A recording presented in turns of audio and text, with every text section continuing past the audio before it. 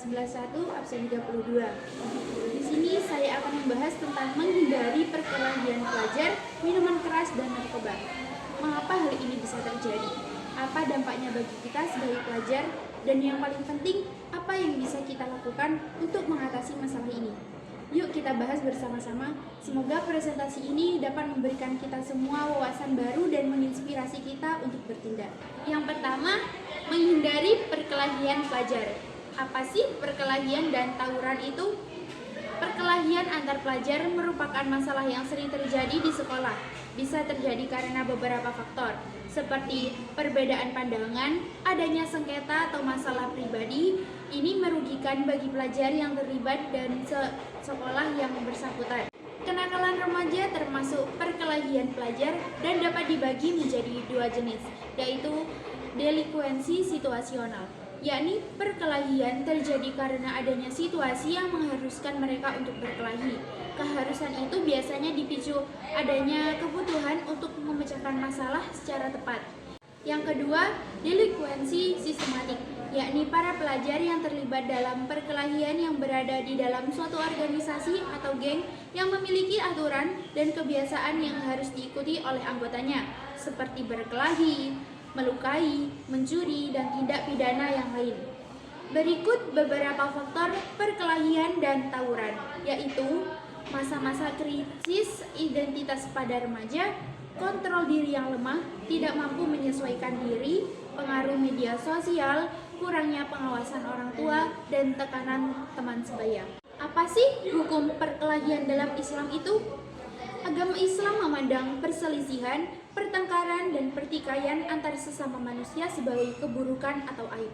Oleh karena itu, Islam melarang pertengkaran antar sesama muslim. Sebab, pertengkaran dapat memutuskan ukhuwah atau tali silaturahmi di antara pelakunya.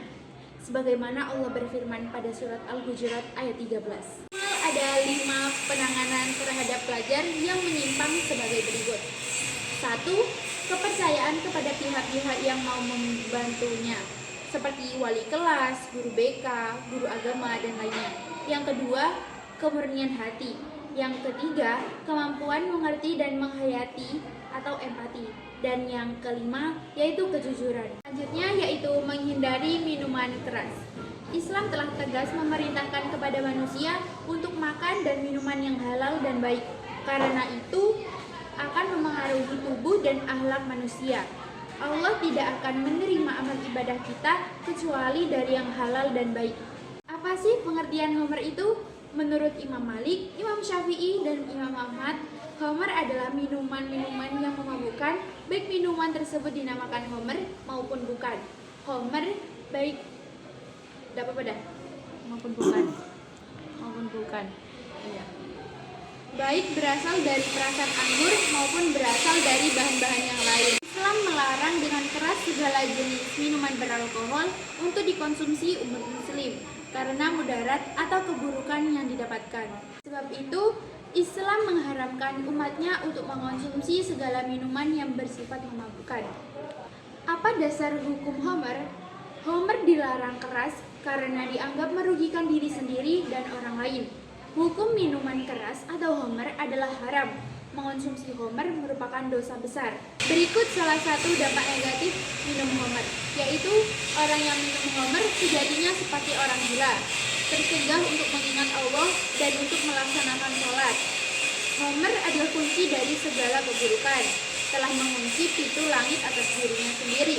Adapun cara yang dapat dilakukan untuk menjauhi minuman keras yaitu dengan 1. Mendekatkan diri kepada Allah dan selalu ingat terhadap tujuan hidup kita. Yang kedua, bergaul dengan orang-orang yang soleh. Dan yang ketiga, menanamkan sifat yang baik. Dan yang terakhir, yaitu dapat membedakan mana yang hak dan mana yang batil. Yang selanjutnya yaitu menghindari narkoba. Apa sih pengertian dari narkoba itu? Narkoba sama halnya dengan zat yang memabukkan yang diharamkan berdasarkan kesepakatan ulama. Bahkan setiap zat yang dapat menghilangkan akal haram dikonsumsi walaupun tidak memabukkan. Narkoba adalah singkatan dari nar, yaitu narkotika, dan ko, psikotropika, dan bahan-bahan adiktif, yaitu zat yang memicu ketergantungan atau berefek ingin menggunakannya secara terus-menerus.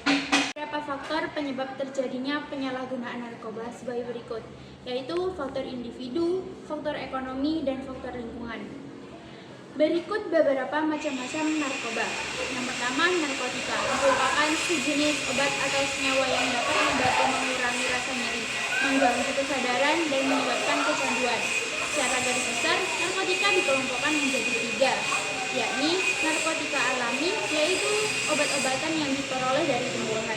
Yang kedua, semi-sintesis, atau obat yang mengandung bahan aktif hasil sintesis narkotika alami.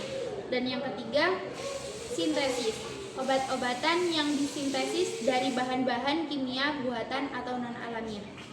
Dan yang kedua, ada psikotropika, yaitu obat-obatan berbahaya yang dapat merusak sistem saraf pusat pada otak dan mengganggu psikis atau mental seseorang. Yang terakhir, yaitu obat-obatan terlarang atau zat adiktif, yaitu sekelompok narkotika selain narkotika dan psikotropika. Penggunaan zat ini juga berbahaya, memicu ketergantungan dan mengganggu kerja otak. Bahaya dan dampak narkoba bagi kesehatan yaitu dehidrasi, halusinasi, turunnya tingkat kesadaran, gangguan kualitas hidup, dan kematian. Berikut beberapa pencegah penggunaan narkoba, yaitu mencintai dan mensyukuri hidup, mengenali minat, bakat, dan hobi, berani berkata tidak saat teman mengajak untuk melakukan hal yang menentang ajaran dan agama dan hukum. Tadi penjelasan yang dapat saya sampaikan. Mohon maaf apabila ada salah kata maupun perbuatan. Saya akhiri. Wassalamualaikum warahmatullahi wabarakatuh.